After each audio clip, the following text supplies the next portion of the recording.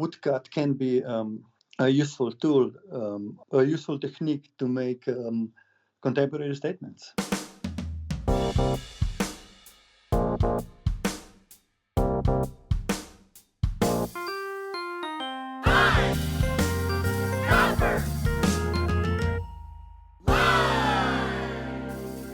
Hello, print friends, and welcome to a special broadcasting of Pine Copper Lime, the internet's #1 printmaking podcast, in collaboration with Print Austin and our friends over at Studio Noize podcast. I'm your host, Miranda Metcalf. I release weekly podcasts with people in the print world who are doing something a bit beyond the expected. So please subscribe on your podcast listening app of choice. You can also find Pine Copper Lime on Instagram and Facebook, and you can sign up for our monthly newsletter with print news from around the world, all at pinecopperlime.com.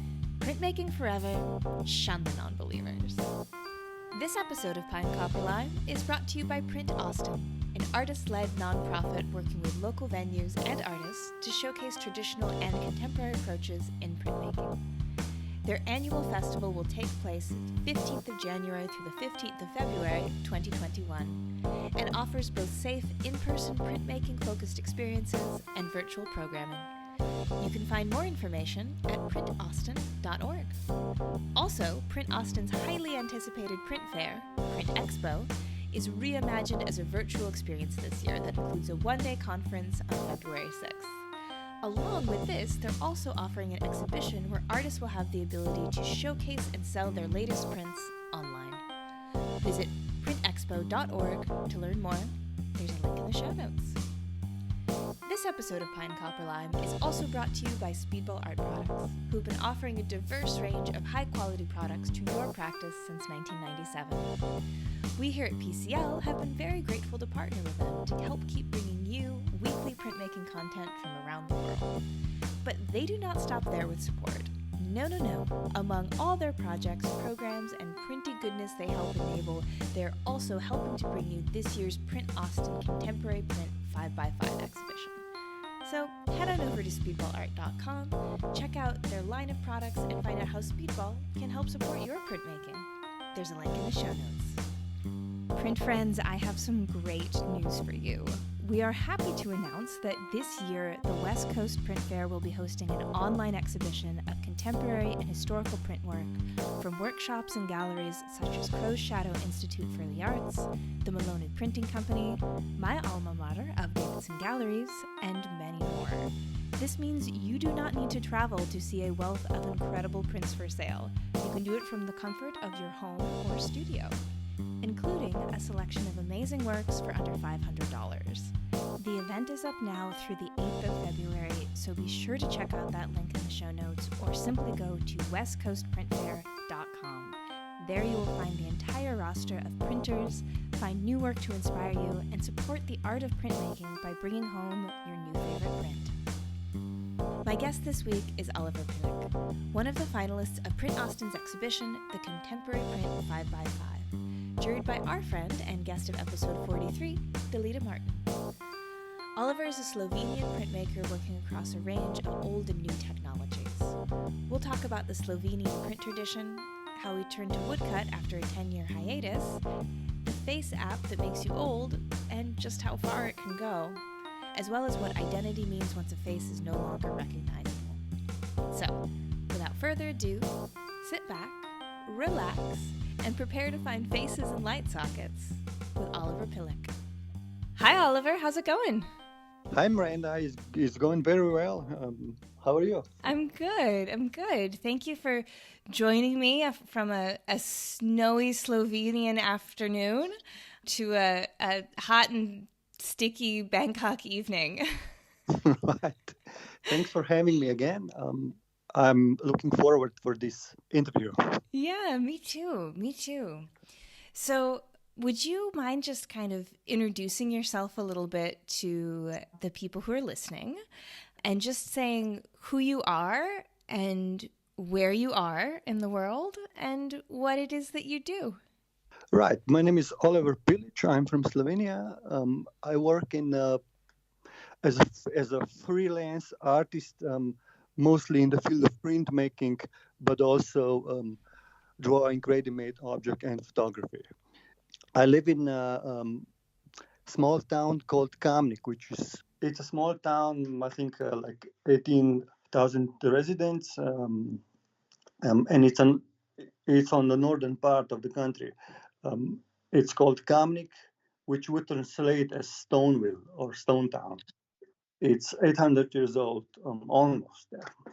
Where I also have my studio there, and so forth. So I try to work as much as I can there. So.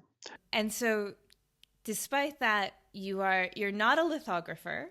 You No. do, despite living in Stone Town, but you are a printmaker, as you said. And so, could you just tell us the story of what it was like growing up in Slovenia and how you came to art and to printmaking? Well, I was always drawing, I guess, since I was a kid. So there was no question where to go after my primary school, which we finished at the age of 14. And then we have like two chances, art high schools, let's say like that. So my selection was High School of Paper and Printmaking, where I was introduced to the, let's say, all the techniques there and so on, to the drawings and so on. So I actually associate Slovenia as being really wonderful for printmaking, and having a really strong tradition and extremely technically beautiful prints coming out of there.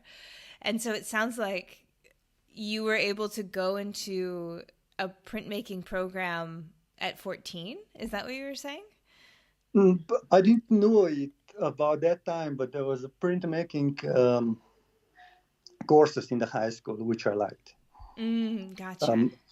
But it's true, it's a very strong tradition. I think we have one of the oldest, if not the oldest, biennial in the world. Oh, really? Which began in 1955, yes. Oh, what's the name of it? International Printmaking Biennial Ljubljana, which is the capital of Slovenia. Yes. From 1955, and I think they put us, that fact in 55, they put us on the map internationally with all the superstars of the time on the first exhibition already, Rauschenberg and so on. So it was great for, let's say, to start a strong tradition. Let's put it like that. Yeah, absolutely. And so you started sort of taking your printmaking courses, and then where did that lead you? Like, did you end up going to university for it, or like starting your own studio, or where did it take you? Well, I did printmaking maybe for about only a year after the high school, and then I lost interest for some reason, and started to paint. And I was painting maybe 10 years almost without any printmaking. I was only doing occasionally lino cuts, and that was it. So I was a little bit of printmaking in high school, 10 years of painting, and then I discovered and quotations printmaking again, but as a form in the woodcut, which I'm still doing right now. So. Gotcha. So what sort of brought you back to it then? I can't even remember where I discovered. I think through searching, as I always do, to find my inspiration is through art, or to look at a lot of art from history. That means from prehistoric times and all the contemporary art that's happening right now. So I was fascinated, I guess, by the fact that woodcut is still so strong in the field of contemporary art, which I still find amazing, because nobody wants to do it in a way. It's so conceptually structured, like all the contemporary art is anything but woodcut printmaking. So that was I guess the strongest reason I started to search through that and develop and actually try to find my own technique how to realize ideas in the form of woodcut. I say later. And because, yeah, you do have like a particular technique that you use to create your woodcuts. Would you mind describing that for us? Well, the first thing is I try to approach it in a conceptual way. So it means I definitely try to avoid this, like they did it in the earliest 20th century, maybe in the German expressionism and so on. I definitely didn't want that. I wanted just to combine like the fact that it's the oldest reproductional process in the world, and combine it with the latest reproduction processes which is the screen or the video. Mm-hmm. And just to combine those two seemed like a good idea to like see a woodcut in a new way. So the way I did it is through raster, or how do you call it, like linear lines that I shape, and I avoid gesture first in this way, and also in the end the effect is photographic, which also goes with the concept because it's in a way it's such a slow process like making woodcuts, but then the final effect is photographic, which is like a split of a second. So it's a long process and also a photographic effect. Yeah, and then so in terms of how you actually develop your block, are you like line bit mapping on the computer kind of to set it up? Yeah. Or, yeah. How do you go about doing that? I always make the final image of everything on computer. Mm-hmm. So the fact is that I use applications like faceApp, Photoshop, computers, videos, and so on. And I do everything by computer, and then I print the image in a laser print, and then I trace it on the wood block. And this is the second part of the process, which is all hand. Mm-hmm. So I carve wood block by hand. I also print by hand with Baron. So it's a gap between image making on a computer and making it on the wood. On one hand, everything is computer made. On the other hand, everything is handmade. So I try to make this as wide as possible in terms of process. I'm saying. Yeah, absolutely. And so, do you say you've been doing that for about 10 years? About 8 years, I think. Okay. But I only do woodcut. I don't do any other techniques than woodcut because it's, as I mentioned before, it's only the fact that it's the oldest technique. I complement in the processes or ideas which other techniques wouldn't be useful, maybe. So, in the course of doing it for 8 years, the technology side must have evolved because it moves so quickly now. I mean, the woodcut side is going along, of course, as that first, oldest, truest reproduction technique. But how have you found your process evolve sort of as technology's evolved? I don't think there's any difference. Yeah? In terms of woodcut, no. But in terms of new applications that I use, I didn't use like 8 years ago, yes. Yeah. Because I use... right now, I'm doing a series of self-portraits using faceApp. The feature that makes you look old. Yeah. Right. Yeah.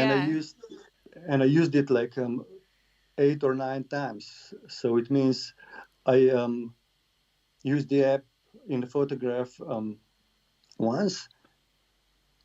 It appears old, and then I use the old one and make it old again and again and again and again until the application says the face could not be recognized anymore. So then I stopped, and then I'm making this series of 9 portraits of me growing up in a way. Yeah. So does it eventually, because I know that the faceApp that you're talking about, and it's works incredibly well. I mean, the way it, Yes. I've just run my face through it once, and it is hardly discernible as having been altered. You just look like you're looking at an older version of yourself. Interestingly enough, when I do it, I look exactly like Hillary Rodham Clinton. Like, it's shocking. So now I know, what I have to look forward to. But yeah, it's when you run it through over and over again, does the actual image kind of start to degrade? Does it become more kind of cartoony, or does it hold that realism the more you use it? The image of the face, it gets wrinkled in a way. Mm-hmm. And here's another detail. I just wanted to make as many images as possible, but it wouldn't let me. The app stopped at some point. And I was wondering why. Maybe I should use a younger me photo and then extend the process, and I would get like 15 maybe. But it's not. I think the app works in a way that the most important features of the face are eyes and the mouth. So the more you open your eyes and your mouth, the longer the process of repeating, making yourself older, it gets. So. Okay, so if you go at it with wide eyes and wide mouth, you can run it through more times. Yes. Because it must sort of recognize them longer then. That makes sense.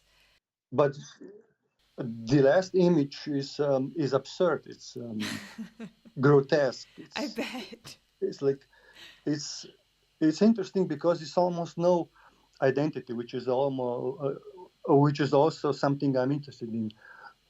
What is identity in someone's face if the face can not be recognized? So when it's going to be printed, I think in 2-color woodcut, I guess we're going to have a nice effect in the end. Mm-hmm.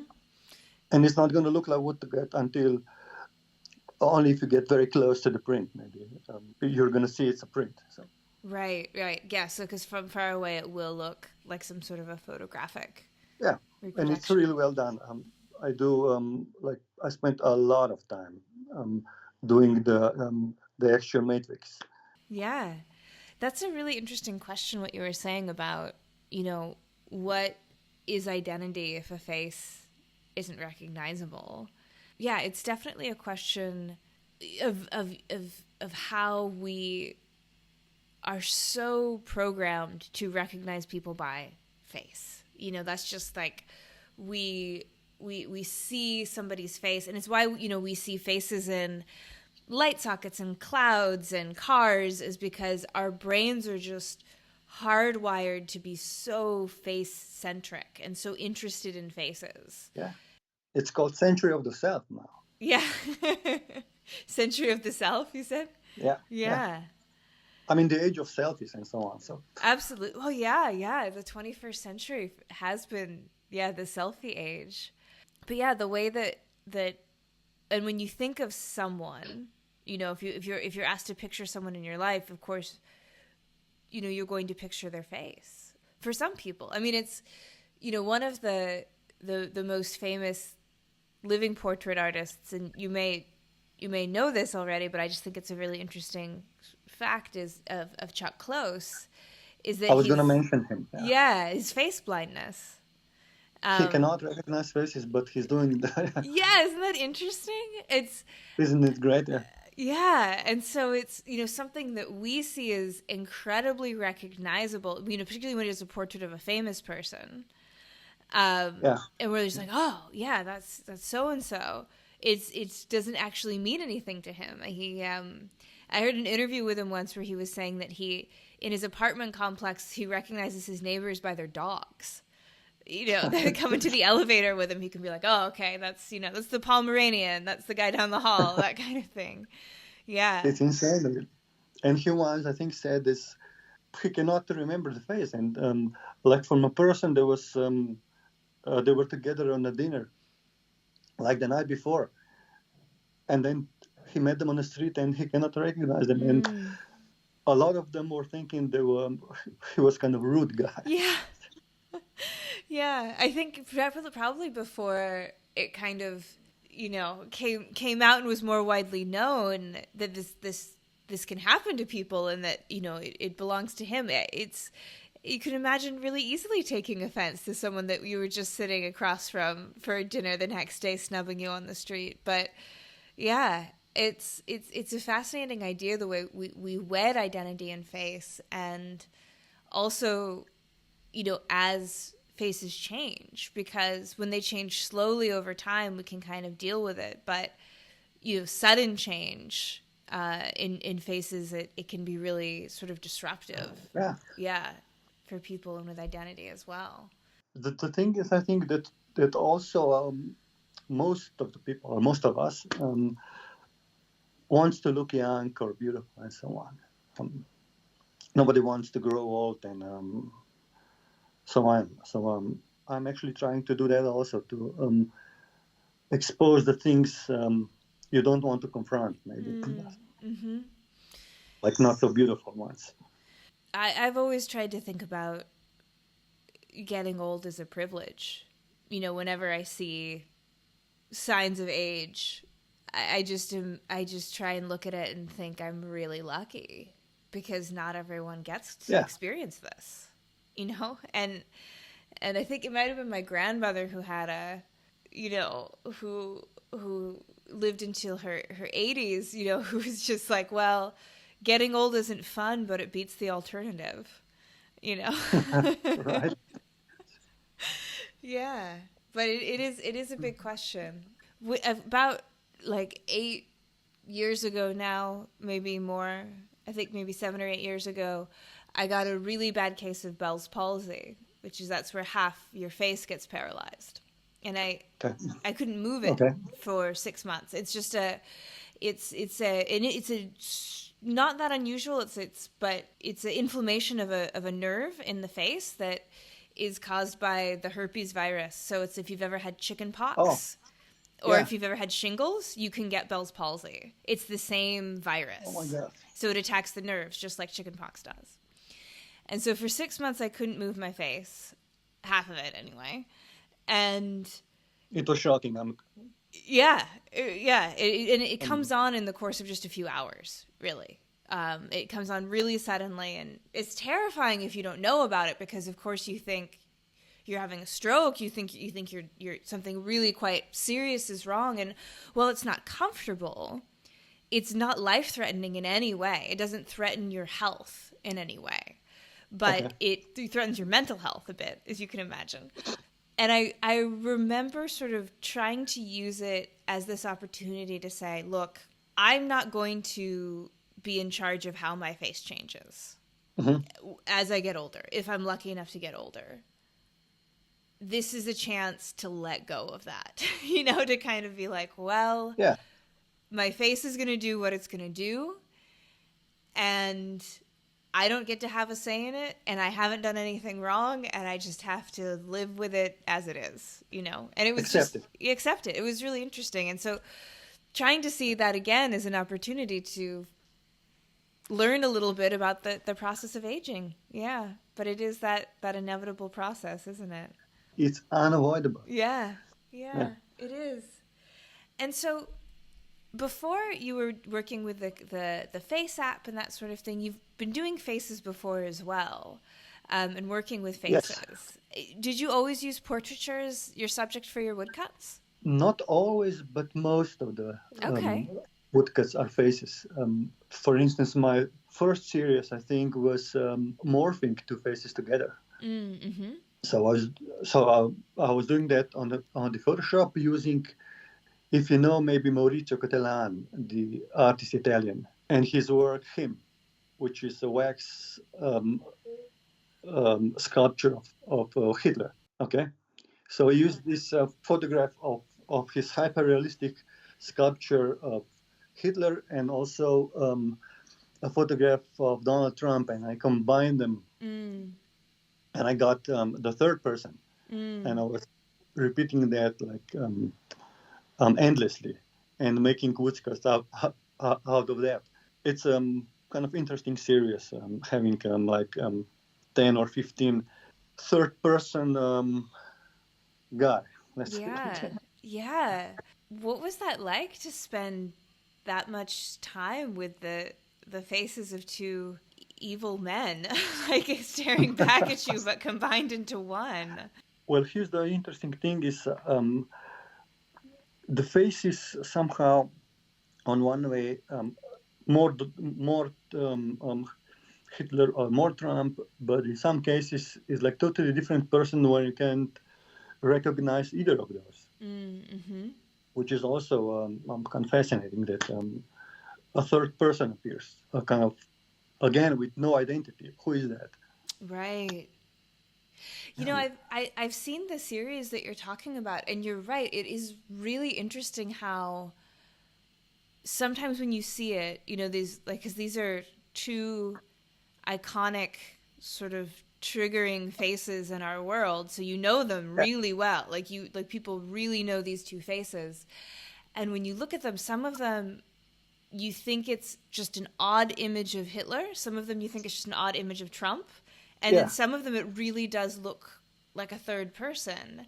And then that baggage and that history and that legacy that you bring to that image is just gone when it's no longer recognizable as either. Yeah, that's really interesting. The reason I chose a sculpture instead of photograph of Hitler was to look even more odd, and in a way. Mm-hmm. Well, I would think that, you know, at least with images of Hitler, there's a finite amount of them, right? And a lot of them are already, I think, in the public consciousness in a way. In the public subconsciousness, maybe even. Yeah, for sure. Right. Yeah. And so, you know, we know what we've seen in the history textbooks and documentaries on the History Channel. Yeah. And so there's this canon of images. And if you were to pull from one of those, I think it would maybe tip the hand a little bit, because it's already kind of this icon, whereas using a separate sort of object, a sculpture. It's true. Yeah, you're almost evening the playing field for a contemporary figure that we have almost an unlimited amount of images of. Who knows how many hundreds and hundreds of thousands of images of Trump there are in the world. Too many. Yeah, too many. Right. Yeah. No, but it was a kind of interesting for me to put him in a context which he does not want to be, I think, maybe. And I just chose him and his way of thinking and acting, not only in the States, but globally, as a perverse kind of thinking. So it was some honest reaction. My reaction was an honest reaction. And also, maybe if you know, we have the first lady, his wife is Slovenian.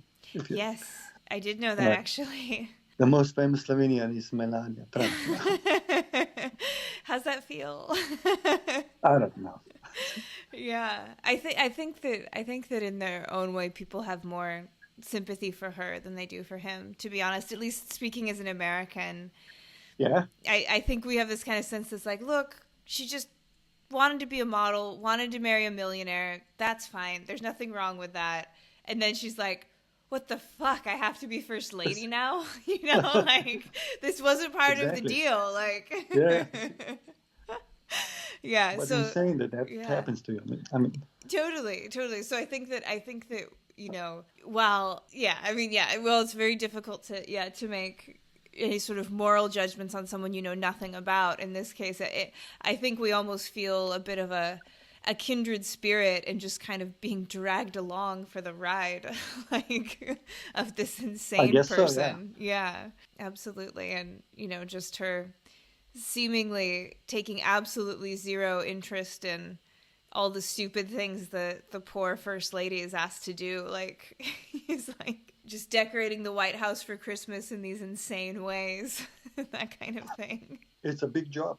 Yeah. Right. Yeah, yeah. I heard that she does not want to speak Slovenian. That was the maybe in the papers here, but I heard it's a fact that Really? no ties with the language, so to speak. Wow. So Baron's not learning Slovenian alongside English then, huh? Yeah, Yeah. I don't think she cares. And So speaking, I guess, of just, yeah, kind of Slovenian life and culture, and one of the things that comes up when I interview people around the world is that this idea that printmaking is in a way this almost sort of unsung hero, you know, so they do this art form and they dedicate themselves to it and they meet great people through it, and then they'll go out into the world and they'll talk to a barista at a cafe or a taxi driver or a professor of English. Yeah. And they'll be like, wait, what do? Do you make photocopies? Like, they don't understand what printmaking is. Is it that way in Slovenia, or because you have this history and this biennial, do you find that people generally understand when you say you're a woodcut artist? Generally, they do understand I'm a woodcut artist, absolutely. But here's the thing, it's interesting among some of my friends, artists and curators and so on, or the people I meet from abroad, they come to Ljubljana. And of course, the first question is, what do you do? I mean, in what kind of field you're interested in? Mostly it's like my friends are saying, I'm into conceptual art, I developed this and this and that. And they're kind of shocked when I say that I'm in printmaking. Like, in a way, is that even a form of contemporary art or whatever? Right? But then, as conversation evolves, we get to know that woodcut can be a useful tool, a useful technique to make contemporary statements. I think, at least, it's the fact that it's here, and also the fact that a lot of contemporary artists, even famous ones, are making woodcuts and so forth. So, but I always have this sort of a little bit of like stepping back problem from my friends. Like, why are you doing that? Why don't you choose some form of performance art or something like that, kind of which is contemporary? Art. Right. It's always fight between contemporary or not contemporary. Right. I think that people will confuse the words contemporary and conceptual as synonyms when they really mean quite different things. And, you know, to paint with a very broad brushstroke about the art world, having been in it and in 3 continents in a serious way, is that, you know, Europe tends to be just really particularly interested in conceptual art, more so than I found in Australia or Asia. Yeah.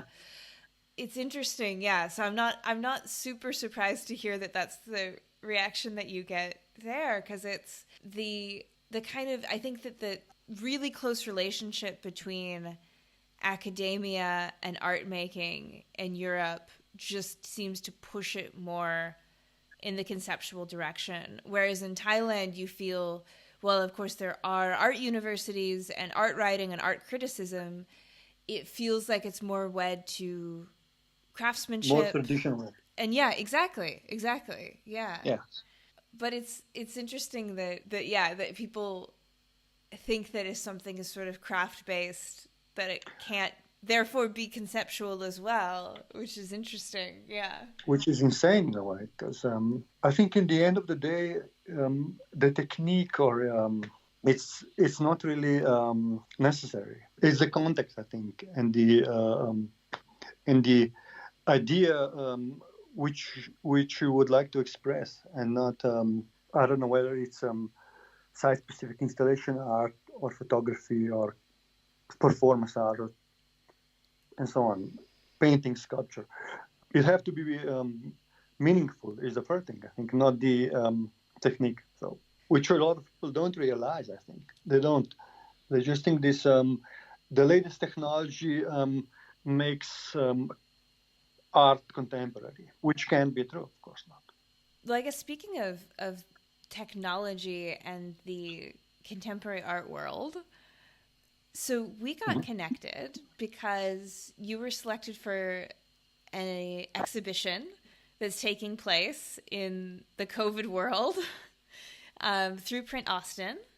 Yes. And I'm wondering if you could just sort of speak to that exhibition a little bit and how you found out about it and what form it's going to take and all of that. I go through a lot of open calls. I just Googled it, and the one I found interesting, I just applied. So I was kind of surprised when I got the email from Print Austin. I was selected for the Delita Martin, which I knew before. Yeah. I was like, besides that, I was selected for a solo show next year in March. Oh, wonderful. In Ljubljana, and some other things. So in that aspect, I was is like great year for me. Yeah. Having many shows already scheduled up for the next year. Yeah, the only problem is some of the shows this year were cancelled or were put online because of the COVID. Yeah. Because nobody wanted to. I don't know how it is in Thailand or in the States, but they wanted to avoid stuff that nobody will see the show because of that. So they did not open galleries and so on, and just put everything online. So that was at least 3 or 4 exhibitions of mine, group exhibitions, that happened. Yeah. Well, it's like what we were talking about a little bit before we started recording, is that double-edged sword of the COVID art world where people are going to be taking so much more effort to create digital content, which will in turn reach more people. But there's nothing quite like knowing that your work's going to be seen in person either. I mean, a lot more people are going to see my work now because the exhibition in Austin is going to be online. I don't know even if me and you will be doing this, we will be doing this if it not would been for COVID. Yeah, that's wild. But yeah, you're totally right. If you do podcast episodes, if the show is in physical in Austin, I don't know how it works with this organization between you and them. I mean, I would guess that I think that the organizers reached out to me and asked if I'd be interested in interviewing some of the people selected because they were. Is this the first time? Sorry. Yeah. This is the first time we've done okay. it. I've done the interview. Okay. Like Print Austin's been around for quite some time, and they always do a great job with their event. But the reaching out to it's me and it's another wonderful podcast called Studio Noize, which is based in Atlanta in Georgia, run by Jamal Barber, who's a beautiful woodcut artist. So we're both talking to some people from the exhibition, and Print Austin reached out because they were like, look, we want the digital content to be more robust than just go to the exhibition page and click detail view if you want to see more. Like they're trying to think about ways to make it more interesting and more dynamic. And so, yeah, that's why we were given the opportunity to get involved. And yeah, you're right. It's a great way to do it. Great. Yeah, that it hopefully it will open the door for more accessibility and more international outreach, even in our touchwood, hopefully post-COVID world. Yeah. Which piece of yours did Delita select? I chose one piece for each year.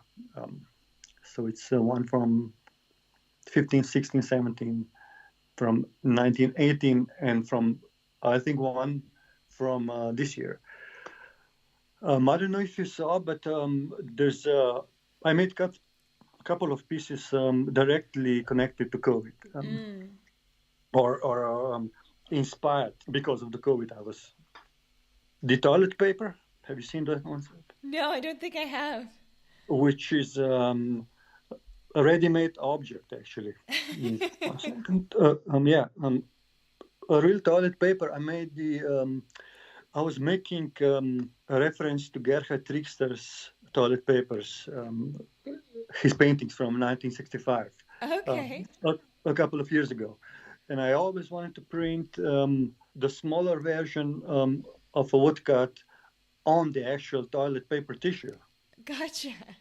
on each paper. So I ended up making 140 on one roll. Oh my gosh. And it was actually in Slovenia was in March, the first lockdown was insane. I think in Japan also, but in France, I don't know how it was in Thailand.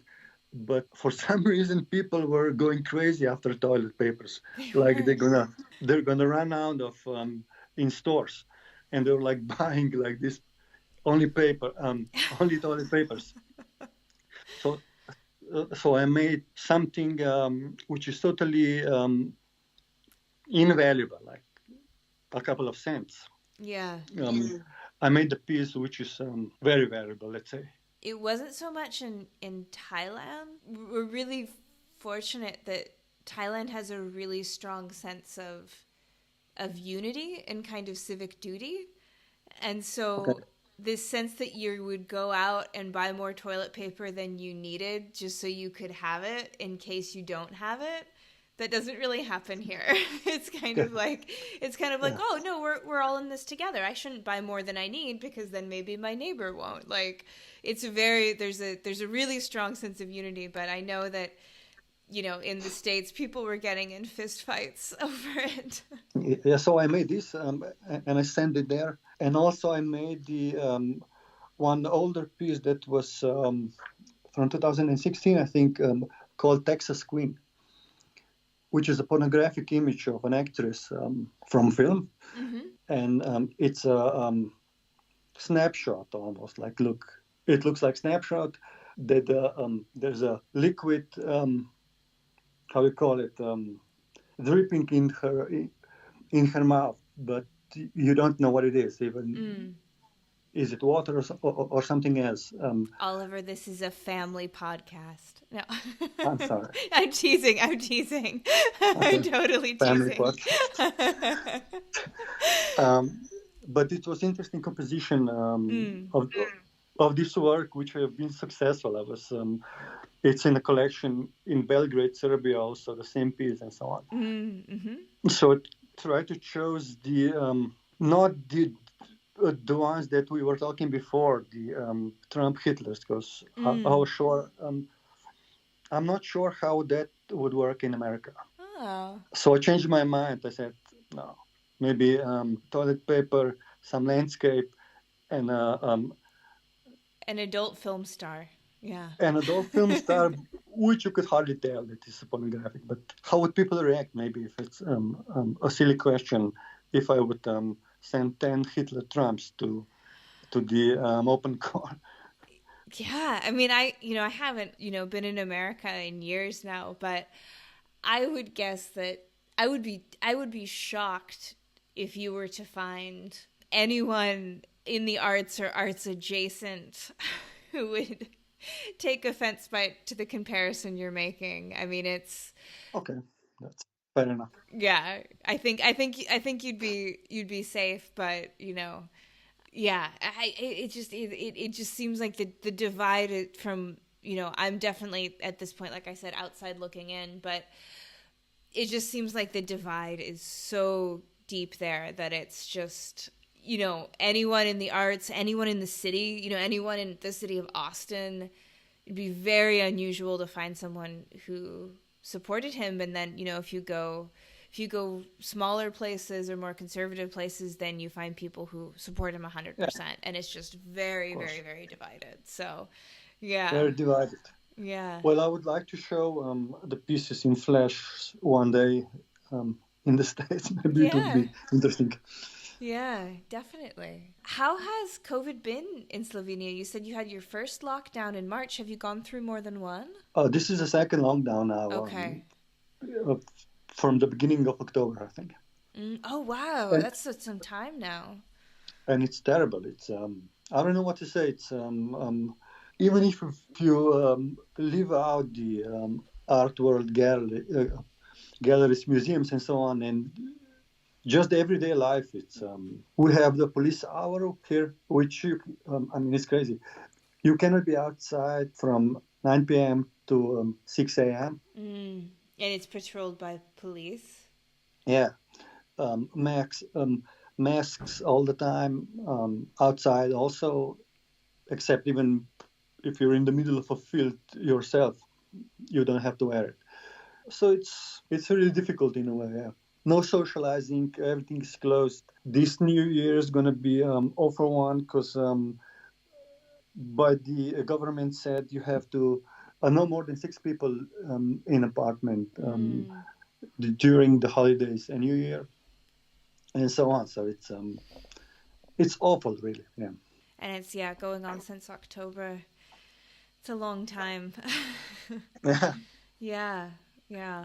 Well, I'm glad that we could get a chance to connect and talk across the distance, and hopefully provided some relief from the monotony of lockdown. I know, having gone through a couple myself, that's what gets to you. It's like the socializing on the screen is, pretty much how everyone does it these days. So, yeah. Thank you very much for having me, and I hope it was okay. Yeah, it was great. Thank you. You will get some, at least something out of it, because I know I listened to the last podcast, I think, of yours with a woman, who was very honest, and it's great to listen when someone's fluent in English and so on. So it's this is going to be a little bit hard, I guess, for your listeners, but that's how it is. Well, I actually have quite a few guests who speak English as a second or third or fourth language. And I think people really enjoy hearing from different places in the world and different perspectives. And I don't think that it's an issue at all. And I actually hear a lot of good feedback. So it's thank you very much for talking to us about your work and about Slovenia. And please tell people where they can find you and see more of your work and see the images that we were talking about on Instagram. Absolutely. It's a great tool. I think I will follow you, your pine copper lime or pineapple lime. Yeah, pineapple lime. Also, it's a great site, and hopefully we'll hear each other again, maybe. Yeah, absolutely. Let's keep in touch and let me know how everything goes, and I'm sure we'll do some promotion come the exhibition as well, and we'll talk a bit then, and I'll be in touch about maybe getting an image or two from you. And absolutely. Yeah, absolutely. And I'll put a link in the show notes to your Instagram page so people can follow you there. Okay? Thank you. Okay. Well, that's our show for this week. Join me again next week when my guest will be Emma Gunning. We'll talk about her chance encounters with monotypes, the urban landscape and our effect on it, and Bristol Prince Atelier. You won't want to miss it. This episode, like all episodes, was written and produced by me, Miranda Metcalf, with editing by Timothy Pauschak and music by Joshua Weber. I'll see you next week.